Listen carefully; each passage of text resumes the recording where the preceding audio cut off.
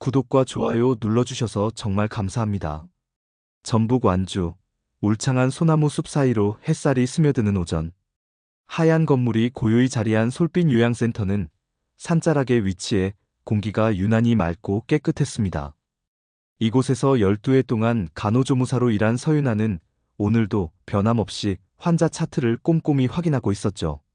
58 나이에도 불구하고 윤아의 손길은 여전히 정확하고 따스했어요.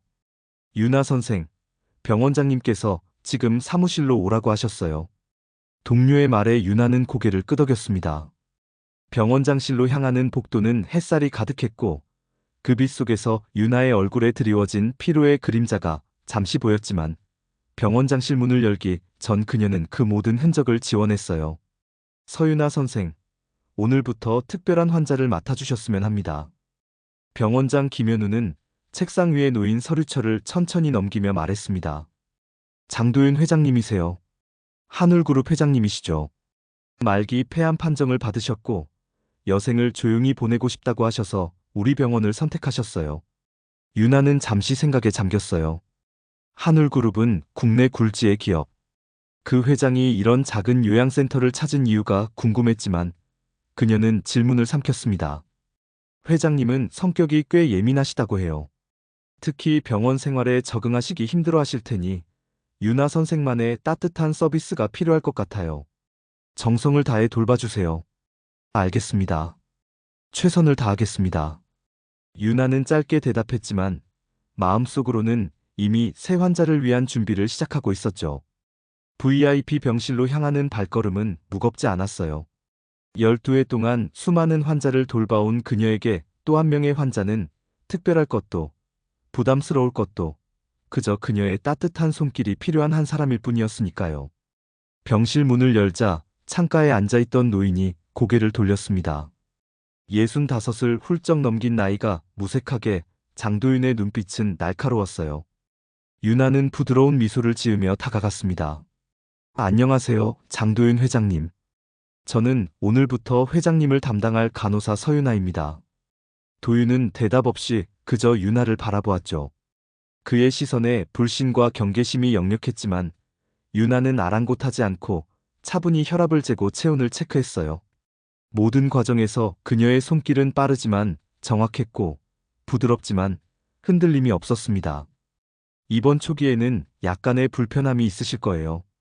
궁금한 점이 있으시면 언제든 저에게 말씀해 주세요. 그녀의 말이 끝나갈 무렵 처음으로 도윤의 입에서 말이 새어나왔습니다. 간호사님, 손이 따뜻하군요. 윤아는 잠시 놀랐지만 곧 미소를 지었어요. 첫 만남치고는 나쁘지 않은 시작이었죠. 체온계보다 정확하진 않지만 12해간 환자분들의 손을 잡아온 덕분일 겁니다. 도윤은 더 이상 말을 잇지 않았지만 그의 얼굴에 드리워진 긴장감이 조금은 풀린 듯 했어요. 윤아는 그날부터 매일 도윤의 병실을 가장 먼저 찾았고 퇴근 시간이 지나도 그의 상태를 마지막으로 확인하는 것을 잊지 않았습니다. 도윤의 통증이 심할 때면 윤아는 늦은 시간까지 병실에 남아 그의 이마에 수건을 올려주고 고통이 가라앉을 때까지 곁을 지켰어요. 얼마 지나지 않아 병원 내에 이상한 소문이 돌기 시작했습니다. 서윤아가 돈을 받고 장 회장님 병실에 밤늦게까지 남아 특별한 서비스를 해준다더라. 소문은 바람처럼 빠르게 퍼졌고 언제부턴가 윤아를 향한 동료들의 시선이 달라졌어요. 복도에서 마주치면 인사를 피하고 식당에서도 그녀가 자리에 앉으면 수군거림이 시작되었죠. 친근하던 분위기는 서서히 냉랭한 침묵으로 변해갔습니다.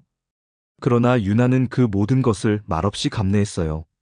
오해를 풀기 위해 해명하는 것이 무의미하다는 것을 알기에 그저 자신의 진심이 도윤에게만 닿으면 그것으로 충분하다고 생각했습니다. 결국 중요한 것은 환자의 아니었으니까요. 서윤아의 발걸음이 무거워진 건 그날 오후부터였어요. 같은 병동에서 오랫동안 함께 일했던 선배 간호사 한지영이 그녀의 앞을 지나치며 일부러 어깨를 부딪힌 후 고개를 획 돌려 차가운 눈빛을 보냈습니다.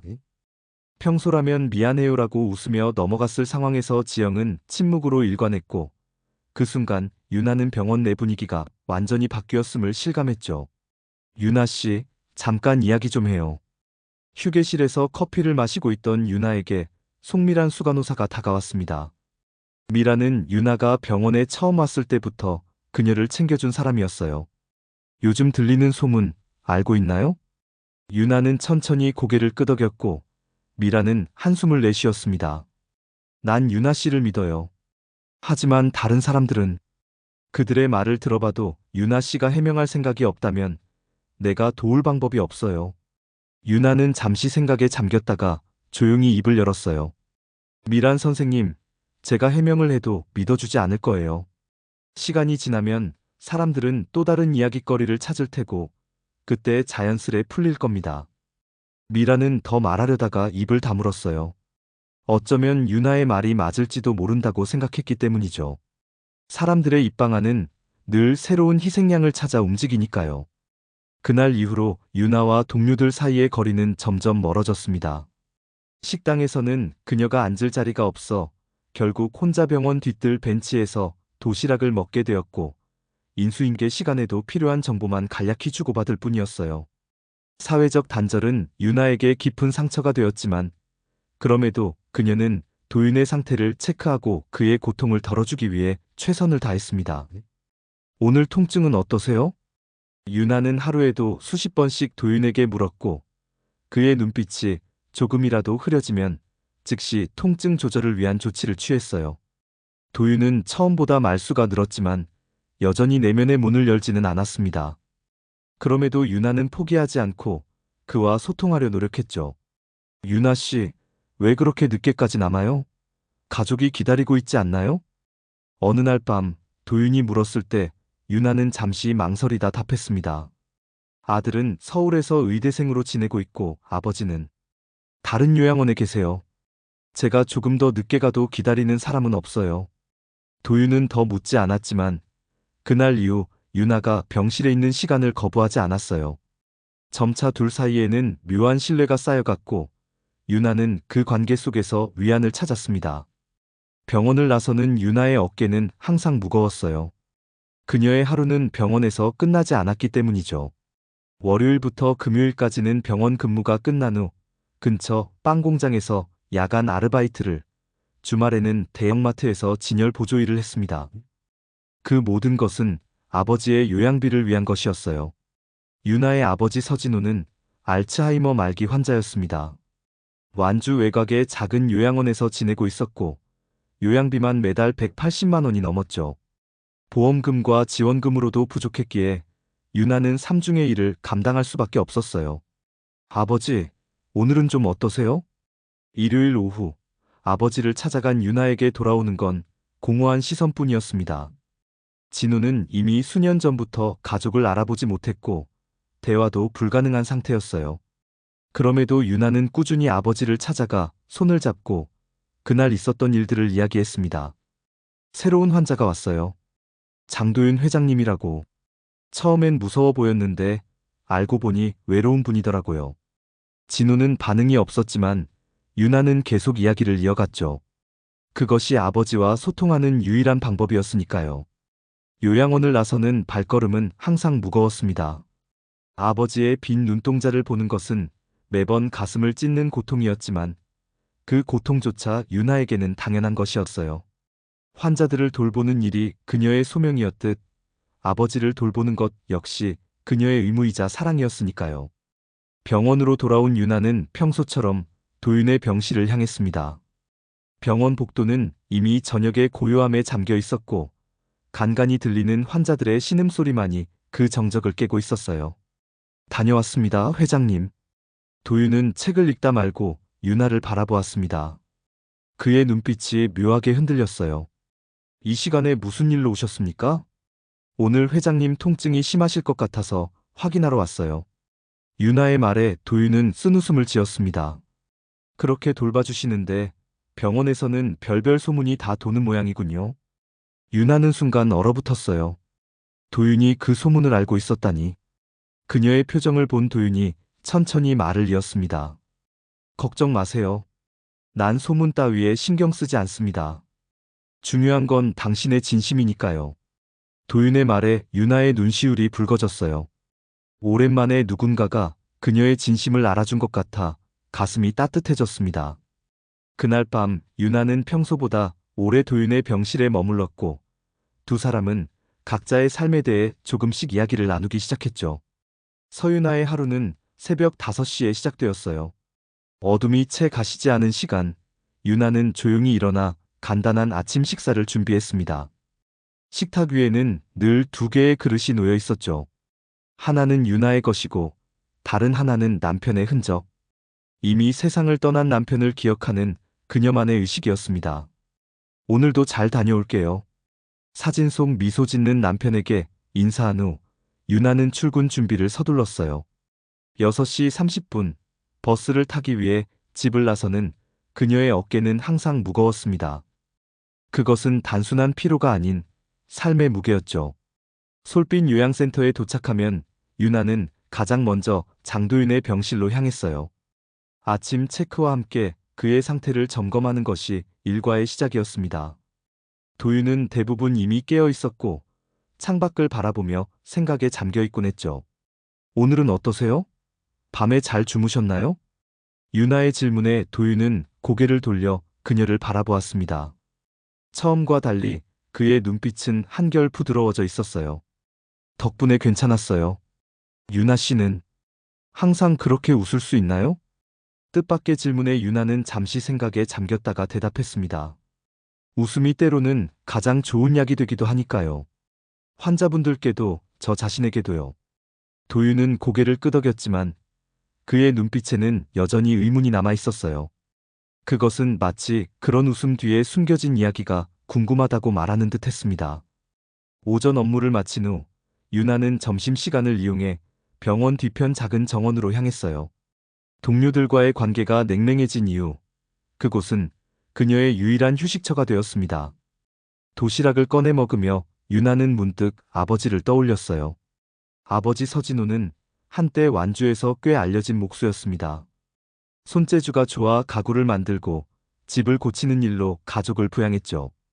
그러나 5해 전 갑작스레 찾아온 알츠하이머 진단은 가족의 삶을 뒤바꾸었어요. 처음에는 사소한 건망증으로 시작했지만 점차 증상이 악화되면서 결국 요양원에 입소하게 되었습니다. 이번 달 요양비 청구서가 왔습니다. 183만 원이에요. 어제 요양원에서 온 전화가 귓가에 맴돌았어요. 유나는 두 눈을 꾹 감고 숨을 들이켰습니다. 병원 급여만으로는 턱없이 부족했기에 그녀는 여러 아르바이트를 병행할 수밖에 없었죠. 점심시간이 끝나고 유나는 다시 도윤의 병실로 향했어요. 그런데 복도에서 낯선 청년과 마주쳤습니다. 건강한 체격의 단정한 인상의 청년은 병원에서 자주 볼 수 있는 얼굴이 아니었어요. 어머니. 청년의 환한 미소에 유나는 놀라움을 감추지 못했습니다. 그녀의 아들 서수연이었어요. 서울에서 의대생으로 지내고 있던 수연이 갑자기 나타난 것이죠. 수연아, 무슨 일이야? 갑자기 어떻게 여기에? 학회가 이 근처에서 열려서 어머니 얼굴 보러 왔어요. 깜짝 놀라셨죠? 유나는 기쁨에 두 눈이 촉촉해졌습니다. 아들을 만나는 것은 항상 그녀에게 큰 위안이 되었어요. 수연은 고등학교 시절부터 뛰어난 성적으로 장학금을 받으며 공부했고 지금은 서울의 명문의대에서 인턴으로 일하고 있었죠. 병원장님께 인사드리고 어머니 찾았어요. 오늘 어머니 일 끝나면 같이 저녁 먹어요. 수연의 제안에 유나는 고개를 끄덕였습니다. 오늘은 빵 공장 아르바이트가 있었지만 오랜만에 아들과의 시간이니 조금 늦게 가도 괜찮을 것 같았어요. 그럼 내 병실 좀 구경시켜 줄래? 어머니가 어떤 환자를 돌보시는지 궁금하네. 수연의 말에 유나는 잠시 망설였습니다. 병원 규정상 가족이라도 환자 병실을 함부로 방문하는 것은 금지되어 있었어요. 하지만 수연은 이미 의사의 길을 걷고 있는 사람. 의학적 호기심이라면 이해할 수 있을 것 같았습니다. 잠깐만 보는 거야. 그리고 회장님께는 미리 양해를 구할게. 유나는 조심스럽게 도윤의 병실 문을 두드렸어요. 안에서 들어오시오라는 대답이 들리자 문을 열었습니다.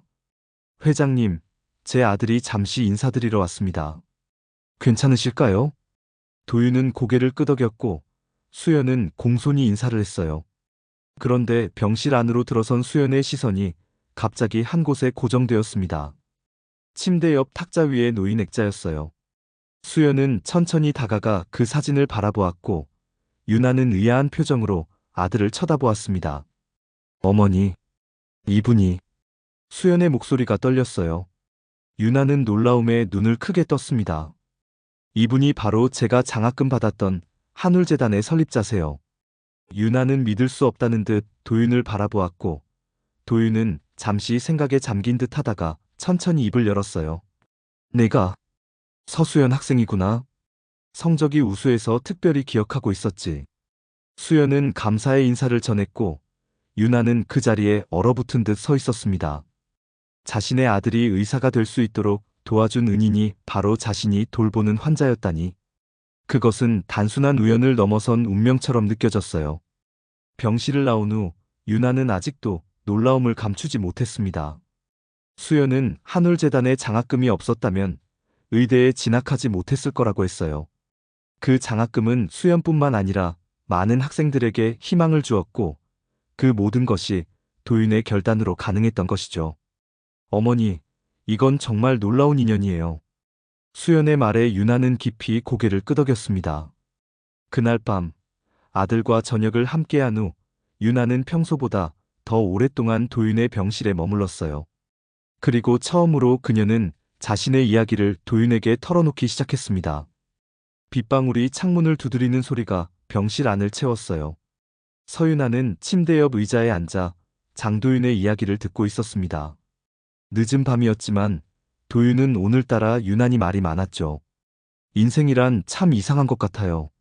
내가 평생 모은 돈으로 세운 재단이 당신의 아들을 도왔고 이제 그 아들은 의사가 되어 다른 이들을 돕고 있으니. 도윤의 목소리에는 깊은 감회가 묻어났어요. 유나는 조용히 고개를 끄덕였습니다. 아들 서수연이 다녀간 후 도윤과 유나 사이의 관계는 더욱 깊어진 듯했어요. 회장님께서는 왜 그런 재단을 만드셨나요? 유나의 질문에 도윤은 창밖을 바라보며 천천히 입을 열었습니다. 난 사실 그리 좋은 사람이 아니었어요. 사업을 키우는 데만 집중했고 주변 사람들의 마음은 돌보지 않았죠. 그러다 15해 전 뜻밖의 사고로 죽을 뻔했습니다. 도윤의 눈빛이 흔들렸어요. 그는 잠시 호흡을 가다듬은 후 이야기를 이어갔죠. 그때 깨달았어요. 내가 평생 모은 재산이 죽음 앞에서는 아무런 소용이 없다는 것을요. 그래서 결심했습니다. 내가 가진 것들로 누군가의 미래에 도움이 되자고. 유나는 그의 손을 조심스럽게 잡았어요. 차갑고 마른 손이었지만 그 안에는 따뜻한 이야기가 담겨 있었습니다. 정말 대단한 결심이셨네요. 아니요. 너무 늦게 한 결심이죠. 좀 더 일찍, 좀 더 많은 이들에게. 도윤의 목소리가 점점 작아졌어요. 유나는 그가 지친 것을 알아차리고 일어섰습니다. 오늘은 여기까지 하시고 쉬세요. 내일 또 이야기 나눠요. 유나가 병실을 나서려는 순간 도윤이 그녀를 불렀어요. 유나 씨, 내일 당신 아버님께 찾아가도 될까요? 뜻밖의 제안에 유나는 놀랐지만 그의 진지한 눈빛에 고개를 끄덕였습니다. 다음 날이 일요일이었고 평소처럼 아버지를 뵈러 갈 예정이었으니까요. 다음 날 휠체어에 앉은 도윤과 함께 완주 외곽의 작은 요양원으로 향했어요. 가는 길 내내 도윤은 창밖을 조용히 바라보았고 유나는 마음속으로 걱정이 되었습니다. 아버지는 이미 가족도 알아보지 못하는 상태였으니까요. 요양원에 도착하자 간호사가 반갑게 유나를 맞이했어요. 아버님, 오늘은 기분이 좋으신 것 같아요. 아침부터 창가에 앉아 계시더라고요. 유나는 미소 지으며 도윤의 휠체어를 밀고 아버지의 방으로 향했습니다. 창가에 앉아 있는 서진호의 모습이 보였어요. 햇살이 그의 얼굴을 비추고 있었고 그 모습은 마치 예전에 건강했던 때처럼 평화로워 보였습니다. 아버지 오셨어요. 오늘은 특별한 손님도 모시고 왔어요. 진호는 반응이 없었지만 유나는 늘 그랬듯 밝은 목소리로 말을 건넸어요. 도윤은 조용히 진호를 바라보다가 천천히 휠체어에서 일어나 그의 앞에 무릎을 꿇었습니다. 서진호 선생님, 처음 뵙겠습니다. 저는 장도윤이라고 합니다. 유나는 놀란 눈으로 도윤을 바라보았어요. 그가 이렇게 공손히 아버지께 인사할 줄은 몰랐기 때문이죠. 도윤은 이어서 말했습니다. 선생님의 따님이 저를 정성껏 돌봐주고 계십니다. 정말 감사드립니다. 진호는 여전히 반응이 없었지만 도윤은 개의치 않고 이야기를 이어갔어요. 유나에게서 들은 아버지의 이야기, 목수로서의 열정, 가족을 위한 헌신. 마치 오랜 친구에게 말하듯 도윤은 진호에게 이야기했습니다. 그때였어요. 진호의 손가락이 미세하게 움직였습니다. 유나는 숨을 멈추고 그 모습을 지켜보았어요. 몇 달 동안 그 어떤 반응도 보이지 않던 아버지였기에 이런 작은 움직임조차 그녀에게는 기적처럼 느껴졌습니다. 아버지? 유나가 조심스럽게 진호의 손을 잡자 진호는 천천히 고개를 돌려 그녀를 바라보았어요. 그의 눈에 순간 맑은 빛이 스쳤습니다. 마치 짧은 순간이나마 의식이 돌아온 것처럼요. 딸. 아. 희미한 목소리였지만 분명히 유나를 부르는 소리였어요. 유나의 눈에서 눈물이 흘러내렸습니다.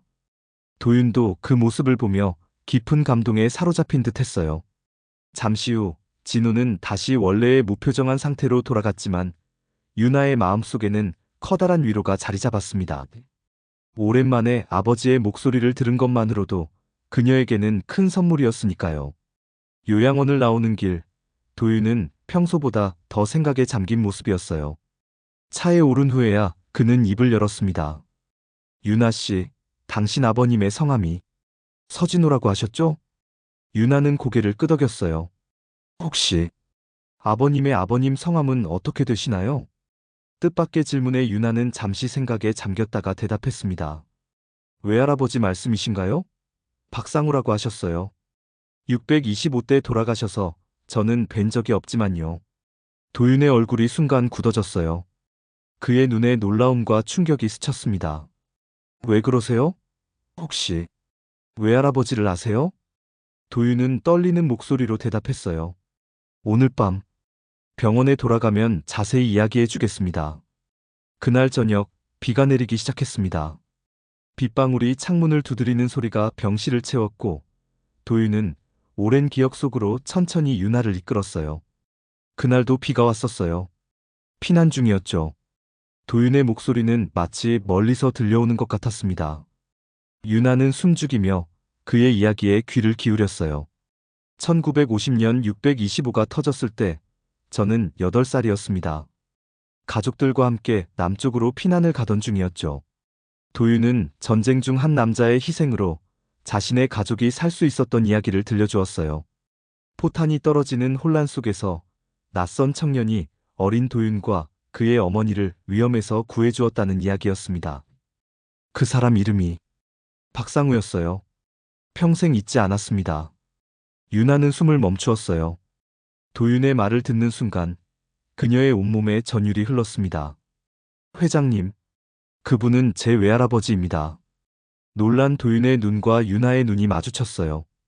70년 전 그 밤의 희생이 지금 이 병실로 이어졌음을 두 사람은 깨달았습니다. 병실 안은 갑자기 찾아온 진실 앞에 숨막히는 침묵으로 가득 찼어요. 빗소리만이 그 정적을 깨고 있었죠. 서유나와 장도윤, 두 사람의 눈빛 속에는 믿기지 않는 놀라움과 깊은 감동이 교차했습니다. 정말 그런 일이 있었다니. 유나의 목소리가 떨렸어요. 그녀는 한 번도 만난 적 없는 외할아버지 박상우에 대해 들었던 이야기들을 떠올렸습니다. 아버지 서진호가 치매에 걸리기 전 가끔씩 들려주던 이야기들. 전쟁 중에 많은 사람들을 도왔다는 이야기. 남을 위해 자신을 희생할 줄 아는 사람이었다는 이야기. 어릴 적 아버지께서 가끔 외할아버지 이야기를 해주셨어요. 하지만 구체적인 사연은 모르고 있었습니다. 도윤은 천천히 고개를 끄덕였어요. 그의 눈에는 오랜 세월의 무게가 스쳐 지나갔습니다. 그날은 제가 평생 잊지 못할 날이었어요. 포탄이 떨어지는 소리, 사람들의 비명, 그리고 엄마의 손을 꼭 잡고 뛰어가던 기억. 도윤의 이야기는 마치 오래된 필름이 천천히 재생되는 것 같았어요. 그는 눈을 감고 그날의 기억을 더듬었습니다. 갑자기 총성이 가까이서 들렸어요. 엄마가 저를 안고 땅바닥에 엎드렸죠. 그때 한 청년이 다가왔어요. 그가 바로 박상우 씨였습니다. 도윤의 목소리에 감정이 실렸어요. 70년이 지난 일이지만 그 기억만큼은 선명했습니다. 그는 우리를 안전한 곳으로 데려가 주었어요. 피난민들이 모여있는 작은 마을이었죠. 하지만 그날 밤 적군이 마을을 습격했고 도윤은 잠시 말을 멈추었어요. 너무 고통스러운 기억인 듯 했습니다. 유나는 그의 손을 살며시 잡아주었고 도윤은 조금의 위안을 얻은 듯 이야기를 이어갔어요. 박상우 씨는 저와 엄마를 숨겨주고 자신은 적군의 주의를 다른 곳으로 돌리기 위해 밖으로 나갔습니다. 그리고 그것이 제가 그를 마지막으로 본 순간이었어요. 빗방울이 창문을 더 세차게 두드렸습니다. 마치 70년 전 그날의 비를 재현하는 것처럼요.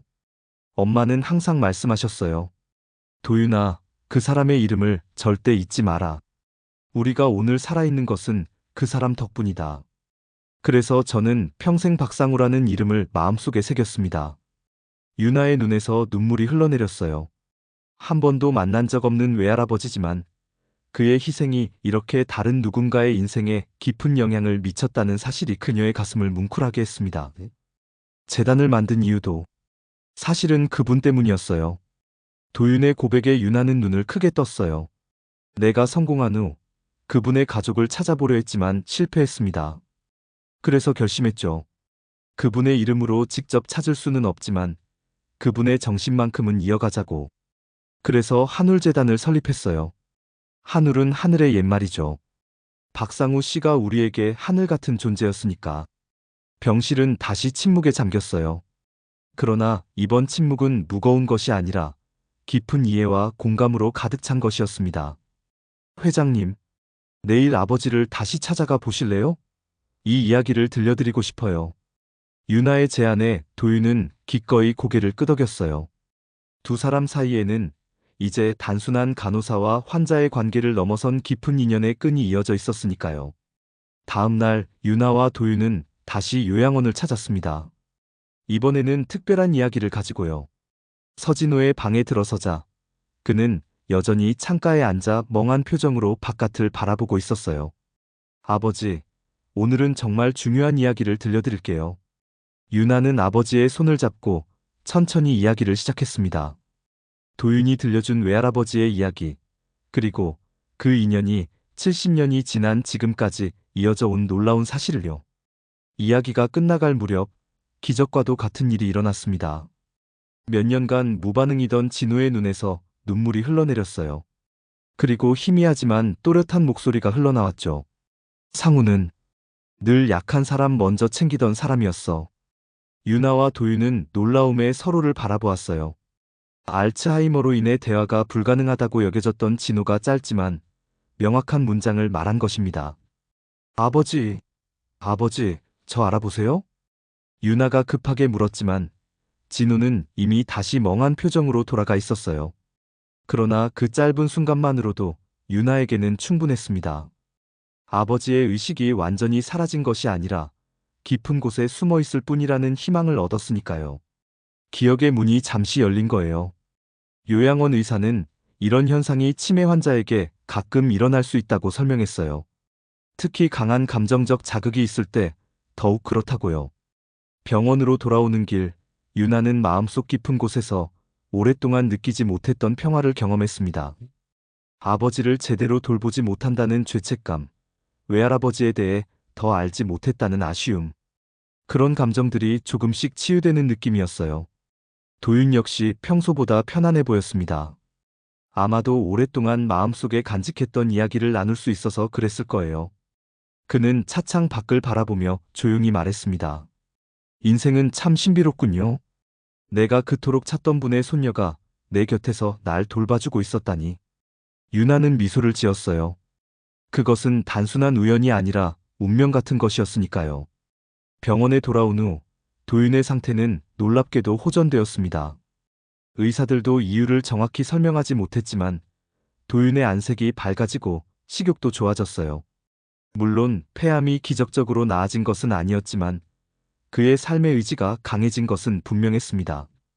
유나 씨, 나에게 얼마나 시간이 남았다고 생각하나요? 어느 날 저녁 도윤이 갑자기 물었어요. 유나는 잠시 당황했지만 솔직하게 대답했습니다. 정확히 말씀드리기는 어렵습니다만 의사 선생님 말씀으로는 석 달에서 넉 달 정도. 도윤은 고개를 끄덕였어요. 그의 표정에는 두려움보다는 결연함이 더 강하게 느껴졌습니다. 그 시간이면 충분해요. 내가 해야 할 일이 생겼으니까요. 유나는 궁금했지만 더 묻지 않았어요. 도윤이 준비가 되면 스스로 이야기해 주리라 믿었기 때문이죠. 그날 밤 유나는 진료 기록을 정리하다가 문득 창밖을 바라보았습니다. 어둠 속에서도 별들이 선명하게 빛나고 있었어요. 그녀는 생각했습니다. 외할아버지 박상우, 그리고 장도윤. 서로 다른 시간을 살았지만 그들의 인생은 별처럼 서로를 비추고 있었죠. 서윤아는 그날 이후 장도윤의 병실에서 많은 시간을 보냈습니다. 법적으로는 간호사와 환자의 관계였지만 이제 그들 사이에는 더 깊은 유대감이 형성되어 있었어요. 외할아버지 박상우의 이야기는 두 사람을 연결하는 보이지 않는 끈이 되었죠. 유나 씨, 혹시 박상우 씨의 사진이 남아있나요? 도윤의 질문에 유나는 잠시 생각에 잠겼다가 대답했습니다. 집에 오래된 앨범이 있어요. 내일 찾아볼게요. 다음 날 유나는 근무를 마친 후 서둘러 집으로 향했어요. 오랫동안 열지 않았던 다락방 구석에서 먼지 쌓인 앨범을 찾아냈죠. 까만 천으로 쌓여있는 낡은 앨범을 조심스럽게 열자 흑백 사진들이 나타났습니다. 앨범 첫 페이지에는 한 청년의 사진이 있었어요. 단정한 머리에 선명한 눈빛을 가진 젊은 남자였습니다. 사진 아래에는 박상우, 24, 1949년이라고 적혀 있었어요. 외할아버지. 유나는 처음 보는 외할아버지의 모습에 가슴이 뭉클해졌습니다. 사진 속 청년은 생각보다 훨씬 젊었어요. 24이라면 전쟁에서 희생될 당시 겨우 25이었다는 계산이 나왔습니다. 너무 젊은 나이였죠. 그날 밤 유나는 사진을 도윤에게 가져갔어요. 도윤은 떨리는 손으로 사진을 받아들었고 오랫동안 그것을 바라보았습니다. 정말 그분이 맞아요. 제가 기억하는 그 얼굴이에요. 도윤의 눈에 눈물이 맺혔어요. 70년이 지났지만 그는 자신과 어머니를 구해준 은인의 얼굴을 잊지 않고 있었던 것이죠. 이 사진을 잠시 제게 맡겨주시겠어요? 며칠만요. 유나는 고개를 끄덕였어요. 도윤의 요청이 무엇을 의미하는지 정확히 이해하지 못했지만 그에게 중요한 일임을 직감했기 때문이죠. 일주일 후 도윤에게서 사진이 돌아왔습니다. 그러나 원본과 함께 커다란 캔버스에 그려진 초상화도 있었어요. 전문 화가의 손길로 탄생한 박상우의 초상화는 흑백 사진보다 훨씬 생생하고 따뜻했습니다. 제가 아는 화가에게 부탁했어요. 흑백 사진만으로는 표현할 수 없는 그분의 따뜻함을 담고 싶었거든요. 유나는 감동해서 말을 잇지 못했어요. 초상화 속 외할아버지는 마치 살아있는 것처럼 따뜻한 미소를 짓고 있었습니다. 그날 이후로도 놀라운 일들이 계속 일어났어요.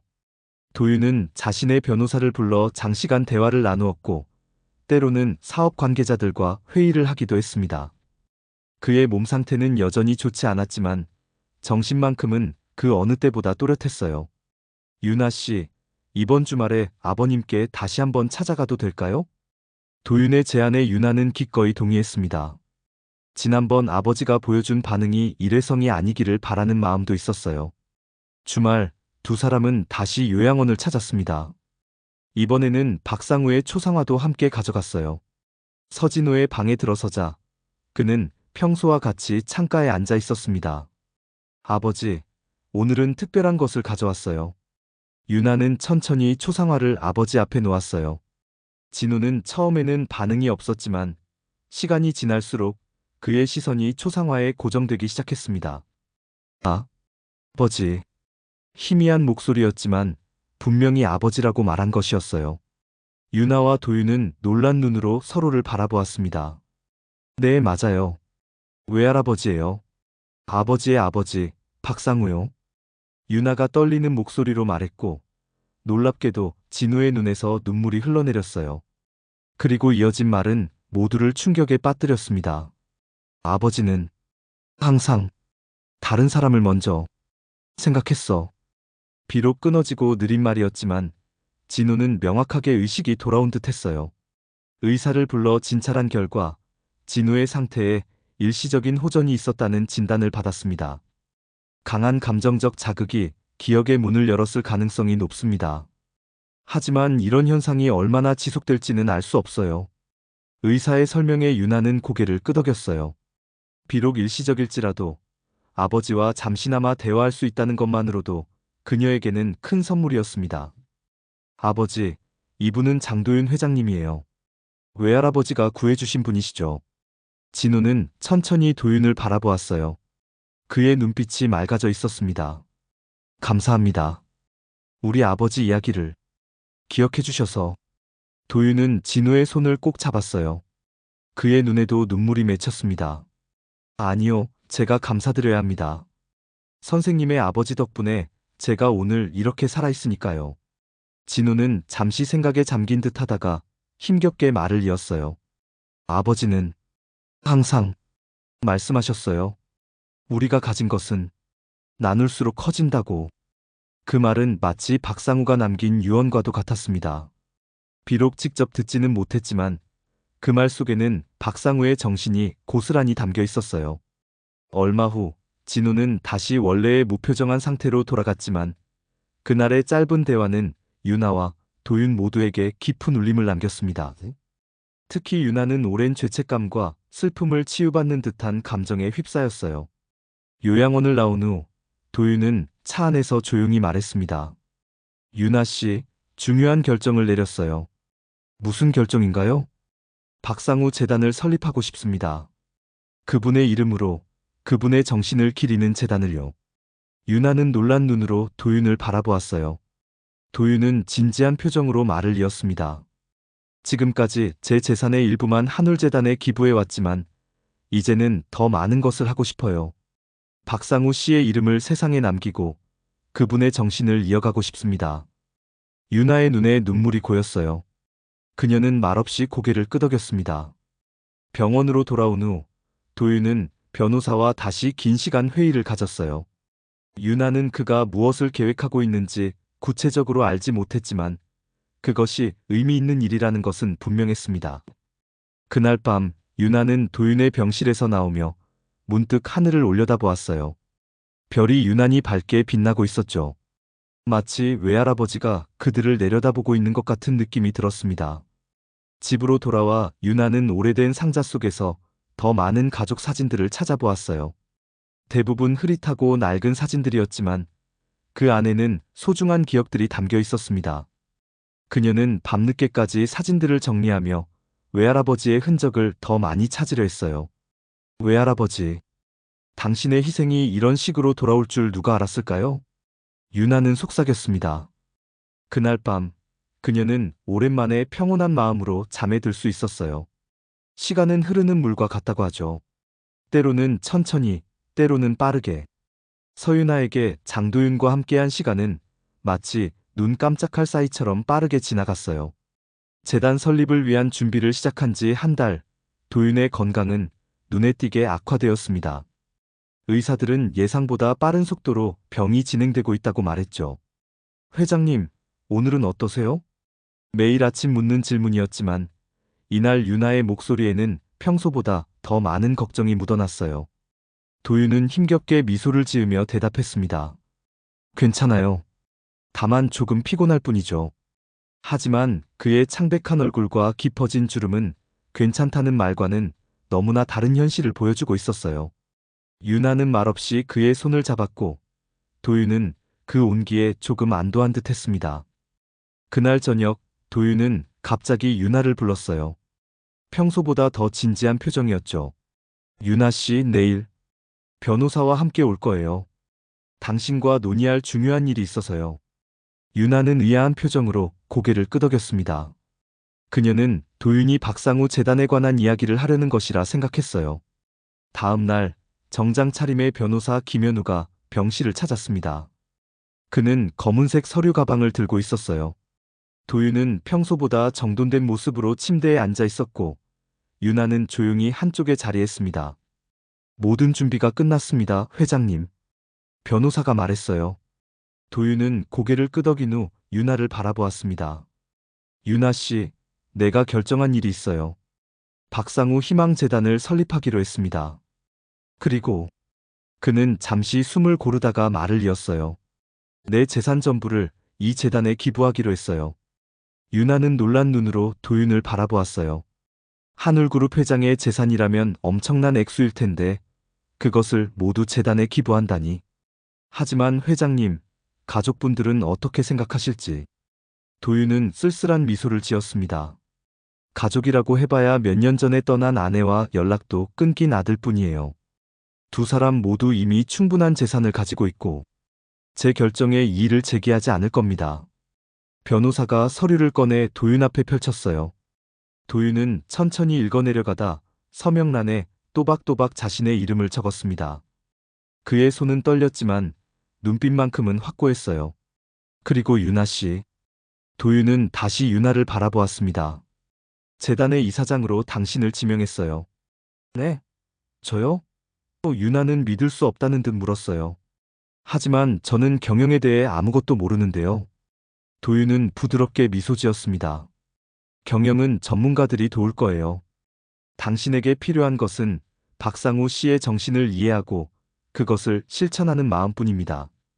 그리고 그 누구보다 당신이 적합하다고 생각해요. 유나는 말을 잇지 못했어요. 너무 갑작스러운 제안에 어떻게 반응해야 할지 몰랐죠. 도윤은 그녀의 혼란을 이해한다는 듯이 말했습니다. 지금 당장 결정하지 않아도 돼요. 생각할 시간을 드릴게요. 하지만 그날 밤 도윤의 상태가 급격히 악화되었어요. 유나가 병실에 들어섰을 때 그는 평소보다 더 힘들어 보였습니다. 호흡이 가빠져 있었고 얼굴은 창백했어요. 회장님. 유나는 걱정스러운 눈으로 도윤의 상태를 확인했습니다. 괜찮아요. 다만. 도윤은 말을 이으려 했지만 갑자기 심한 기침이 터져 나왔어요. 기침이 멈추자 그는 힘겹게 말을 이었습니다. 시간이 많지 않은 것 같아요. 유나는 즉시 의사를 호출했고 검사 결과 도윤의 폐 상태가 급격히 나빠졌다는 것을 알게 되었어요. 의사는 유나에게 조용히 말했습니다. 며칠, 아니, 하루나 이틀 정도밖에 시간이 없을 수도 있습니다. 그날 밤 유나는 도윤의 곁을 지켰어요. 그녀는 평소처럼 조용히 그의 손을 잡고 이야기를 나누었습니다. 비록 도윤은 말을 많이 할 수 없었지만 그의 눈빛은 그 어느 때보다 또렷했어요. 유나 씨, 마지막 부탁이 있어요. 도윤이 힘겹게 말했습니다. 무엇이든 말씀하세요. 박상우 재단을 맡아주세요. 그분의 이름을 세상에 남기고 싶어요. 유나는 눈물을 참으며 고개를 끄덕였어요. 네, 약속드릴게요. 외할아버지의 이름을 세상에 알리고 그분의 정신을 이어가겠습니다. 도윤의 얼굴에 안도의 미소가 번졌어요. 그는 천천히 손을 뻗어 유나의 볼을 쓰다듬었습니다. 고마워요. 당신 덕분에 제 마지막 시간이 따뜻했습니다. 그날 밤은 특별했어요. 도윤은 지나온 삶의 순간들을 이야기했고 유나는 그의 모든 말에 귀 기울였습니다. 그들은 박상우라는 이름으로 연결된 인연의 신비로움에 대해 이야기했고 재단을 통해 어떤 일들을 할 수 있을지 꿈을 나누었어요. 새벽녘 도윤의 목소리가 점점 약해졌습니다. 그는 마지막 힘을 모아 유나에게 말했어요. 할아버지께 고맙다고 꼭 전해주세요. 그분 덕분에 제가 이렇게 의미 있는 삶을 살 수 있었다고요. 유나는 눈물이 가득한 눈으로 고개를 끄덕였습니다. 꼭 전할게요, 회장님. 이제 장 회장님이 아니라 그냥 도윤이라고 불러주세요. 유나는 떨리는 목소리로 대답했어요. 네, 도윤 씨. 도윤은 마지막 미소를 짓고 눈을 감았습니다. 그의 호흡은 점점 느려졌고 마침내 고요해졌어요. 장도윤은 평화롭게 세상을 떠났습니다. 장례식은 도윤의 유언에 따라 간소하지만 품위 있게 진행되었어요. 한울재단을 통해 장학금을 받았던 학생들과 병원 직원들이 함께 모여 그의 마지막을 기렸습니다. 놀랍게도 도윤의 전 부인과 아들도 참석했어요. 그들은 유나에게 다가와 도윤의 마지막 시간을 따뜻하게 지켜준 것에 감사를 표했습니다. 장례식이 끝난 후 변호사 김현우는 유나를 따로 불러 이야기를 나누었어요. 서윤아 선생님, 회장님은 재산 전부를 박상우 희망재단에 기부하셨습니다. 그리고 이사장으로는 선생님을 지명하셨고요. 유나는 여전히 현실감이 없었지만 도윤과의 약속을 지키기로 마음먹었어요. 어떻게 시작해야 할지 모르겠네요. 김현우는 미소를 지으며 대답했습니다. 걱정 마세요. 모든 준비는 이미 되어 있습니다. 회장님이 돌아가시기 전 모든 것을 세세하게 계획해 두셨어요. 그는 두꺼운 서류처를 유나에게 건넸어요. 그 안에는 재단의 설립 목적, 운영 방식, 지원 사업 등이 상세히 기록되어 있었습니다. 마지막 페이지에는 도윤의 친필로 이런 글이 적혀 있었어요. 박상우 희망재단은 어려운 환경 속에서도 꿈을 잃지 않는 이들을 지원하고 나눔과 희생의 정신을 기리기 위해 설립되었습니다. 유나 씨, 당신과 상우 씨 덕분에 제 인생이 완성되었습니다. 감사합니다. 유나의 눈에서 눈물이 흘러내렸어요. 이것은 단순한 유산이 아니라 세 사람의 인연이 만들어낸 기적이었습니다. 70년 전 외할아버지의 희생, 도윤의 감사함, 그리고 유나의 헌신이 모여 새로운 시작을 알리고 있었어요. 변호사는 유나의 어깨를 가볍게 두드리며 말했습니다. 첫 공식 행사는 한 달 후에 있을 예정입니다. 박상우 희망재단 현판식이죠. 준비할 시간이 있으니 천천히 생각해보세요. 유나는 고개를 끄덕였어요. 이제 그녀 앞에는 새로운 길이 펼쳐져 있었습니다. 그것은 두려움과 설렘이 공존하는 길이었지만 도윤과의 약속을 지키기 위해 그녀는 그 길을 걸어갈 결심을 했어요. 1년이 지난 어느 봄날, 서울 시내 한복판에 세워진 현대적인 건물 앞에는 많은 사람들이 모여 있었어요. 박상우 희망재단 현판식이 열리는 날이었습니다. 오랜 준비 끝에 마침내 그날이 왔고 서윤아는 가슴 떨리는 마음으로 행사를 준비하고 있었죠. 어머니, 긴장하지 마세요. 모든 준비는 완벽해요. 서수연이 유나의 어깨를 가볍게 두드렸습니다. 의대를 졸업한 수연은 이제 재단의 의료 지원 사업을 담당하는 이사로 함께 일하고 있었어요. 유나는 아들을 바라보며 미소 지었습니다. 그래, 내 말이 맞아. 다만, 장 회장님이 보고 계시다면 어떤 생각을 하실지 궁금하네. 수연은 따뜻한 눈빛으로 어머니를 바라보았어요. 분명 자랑스러워 하실 거예요. 어머니가 이 모든 일을 해내셨으니까요. 지난 1년은 유나에게 도전의 시간이었습니다. 병원을 그만두고 재단 일에 전념하면서 그녀는 많은 것을 배워야 했어요. 경영, 재무, 사업 기획, 모두 낯선 분야였지만 도윤이 남긴 자세한 지침과 전문가들의 도움으로 그녀는 한 걸음씩 앞으로 나아갔습니다. 재단의 첫 사업은 의료 소외계층을 위한 지원 프로그램이었어요. 농어촌 지역의 노인들과 저소득층 아이들을 위한 의료 서비스를 제공하는 사업이었죠. 이어서 어려운 환경에 처한 학생들을 위한 장학사업, 지역사회의 나눔 문화를 확산하기 위한 봉사 프로그램들도 차례로 시작되었습니다. 현판식 행사장 앞에서 유나는 잠시 생각에 잠겼어요. 도윤과 마지막 나눈 대화, 그리고 아버지 서진호의 모습이 떠올랐습니다. 아버지는 여전히 요양원에 계셨지만 놀랍게도 박상우 초상화를 본 이후로 종종 의식이 돌아오는 순간들이 있었어요. 비록 짧은 시간이었지만 그 순간만큼은 아버지와 대화할 수 있었죠. 준비가 다 되었습니다, 이사장님. 이제 시작하시면 됩니다. 행사 담당자의 말에 유나는 정신을 차렸어요. 그녀는 깊은 숨을 들이마시고 무대로 향했습니다. 무대 앞에는 휠체어를 탄 서진호가 이미 자리하고 있었어요. 오늘은 아버지의 상태가 좋은 날이었습니다. 유나는 아버지의 휠체어를 조금 더 앞으로 밀며 마이크 앞에 섰어요. 청중석에는 다양한 사람들이 자리하고 있었습니다. 한울재단을 통해 장학금을 받았던 학생들, 솔빛 요양센터의 직원들, 도윤의 지인들과 사업 파트너들, 그리고 특별히 초대된 손님으로 도윤의 전 부인과 아들도 참석했어요. 안녕하세요. 박상우 희망재단 이사장 서윤아입니다. 유나의 목소리는 처음에는 조금 떨렸지만 곧 힘을 찾았습니다. 오늘 이 자리에 함께해 주신 모든 분들께 진심으로 감사드립니다. 박상우 희망재단은 특별한 인연으로 시작되었습니다. 70년 전 한 젊은이의 희생에서 비롯된 인연이죠. 유나는 천천히 외할아버지 박상우의 이야기를 들려주었어요.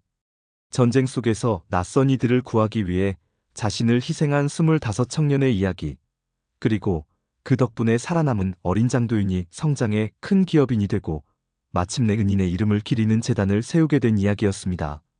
한 사람의 희생이 누군가의 미래가 됩니다. 유나의 떨리는 목소리가 청중을 울렸어요. 현판식장은 잠시 숙연한 분위기에 휩싸였습니다. 외할아버지 박상우는 당신의 이름이 이렇게 기억될 거라고 상상도 못하셨을 거예요. 하지만 그분의 정신은 장도윤 회장님을 통해, 그리고 이제 이 재단을 통해 계속 이어질 것입니다. 유나는 잠시 숨을 고르고 이야기를 이어갔어요. 저희 재단은 어려운 환경에 처한 이들을 돕고 나눔과 희생의 가치를 널리 알리는 일에 헌신하겠습니다. 특히 의료 소외계층과 저소득층 학생들을 위한 지원에 중점을 둘 예정이에요. 이는 제가 간호사로 일하며 깨달은 필요성과 장 회장님의 비전이 결합된 결과입니다. 연설이 끝난 후 현판식이 진행되었어요. 유나와 진우는 함께 현판의 덮개를 벗겼고 박상우 희망재단이라 새겨진 동판이 모습을 드러냈습니다. 사람들의 박수 소리가 울려 퍼졌어요. 행사가 마무리되고 사람들은 재단 내부로 이동했습니다. 로비 한가운데에는 2개의 초상화가 나란히 걸려 있었어요. 하나는 박상우의 따뜻한 눈빛이 담긴 그림이었고 다른 하나는 은은히 웃고 있는 도윤의 사진이었죠. 그 아래에는 희생과 감사, 그리고 나눔이라는 글귀가 새겨져 있었습니다. 유나는 2 초상화 앞에 잠시 서서 생각에 잠겼어요. 이 모든 것이 우연일까? 아니면 운명일까? 서로 다른 시대를 살았던 2 사람이, 그리고 그 둘을 연결한 자신이 이렇게 만나게 된 것은 분명 단순한 우연을 넘어선 무언가였습니다. 이사장님 축하드립니다. 도윤의 아들 장민우가 유나에게 다가왔어요. 저희 아버지는 항상 진정한 분은 나눔에서 온다고 말씀하셨습니다. 이렇게 그 뜻을 실현해 주셔서 정말 감사합니다. 유나는 미소 지으며 고개를 끄덕였어요. 아드님 덕분에 가능했습니다. 반대하지 않고 이해해 주셔서요. 민우는 진지한 표정으로 대답했습니다. 아버지의 마지막 모습이 이렇게 평화로웠다는 걸 알게 되어 저도 위로가 되었습니다. 앞으로도 재단 일에 필요한 도움이 있으시면 언제든 말씀해 주세요. 행사가 끝난 후 유나는 홀로 재단 옥상으로 올라갔어요. 석양이 서울 도심을 붉게 물들이고 있었고 그 풍경은 마치 새로운 시작을 알리는 것 같았습니다. 외할아버지, 도윤 씨, 보고 계신가요? 이제 시작입니다. 2 분의 정신을 이어가기 위한 여정이요. 유나는 속삭였어요. 따스한 봄바람이 그녀의 얼굴을 쓰다듬었고 그것은 마치 그들의 대답 같았습니다.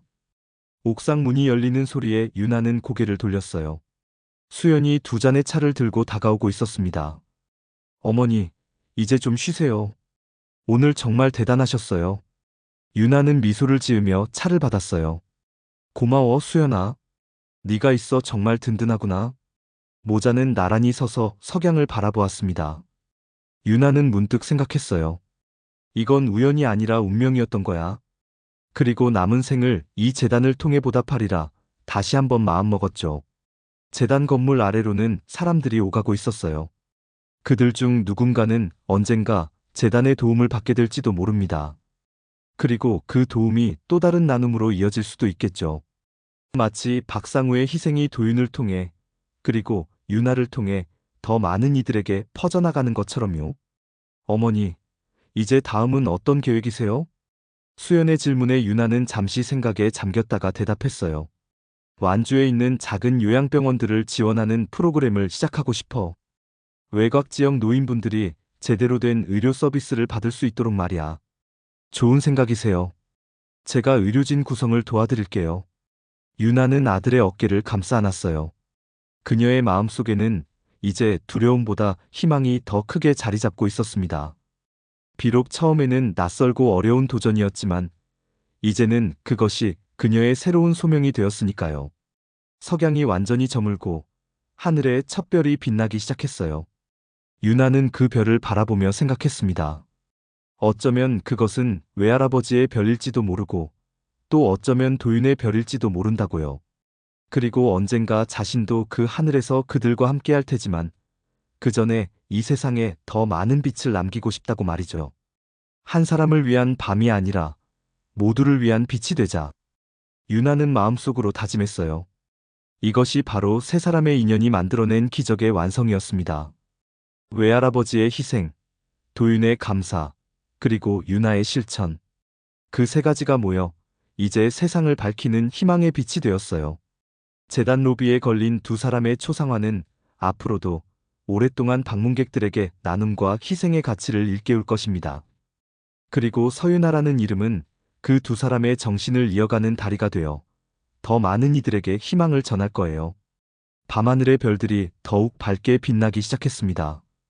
오늘 밤만큼은 그 어느 때보다 많은 별들이 유나와 수연을 내려다보는 것 같았어요. 마치 지나간 영혼들이 이 순간을 축복하고 있는 것처럼요.